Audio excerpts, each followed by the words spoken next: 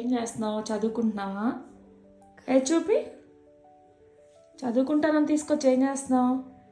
అక్క గిఫ్ట్ కొంటాం ఏంటో చూస్తున్నా ఏం కొనాలని.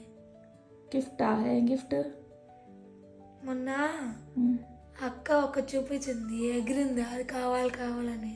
ఎలా ఎగిరింది? పైకి కిందికి ఎగిరిందా? ఎక్సైట్మెంట్. అప్పుడే తెలిసింది అది గిఫ్ట్ కావాలని. అదే నీ నుంచి ఎక్స్పెక్ట్ చేస్తున్నా. దేనికి? గిఫ్ట్ కావాలి. అక్కడే తెలిసిపోతుంది అంత ఎగిరితే. దేనికి గిఫ్ట్? ఎందుకో చెప్పలేదు. బర్త్డేకి సర్ప్రైజ్ గిఫ్ట్ నువ్వు ఇవ్వాలి అక్కకి. ఇప్పుడైతే దాన్ని చూస్తావా? సో అక్క ఎక్సైట్మెంట్ చూసి నీకు అక్కకి ఇష్టమైందని తెలిసిందా? లేదంటే నీకు హింట్ ఇచ్చిందా? అదే హింట్ ఇచ్చింది, అక్కడే తెలిసిపోయింది.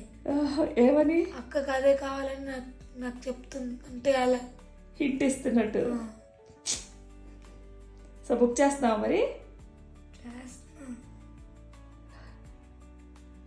సో ఇంకా ఏం సర్ప్రైజ్ చేస్తావు అక్కకి బర్త్డేకి?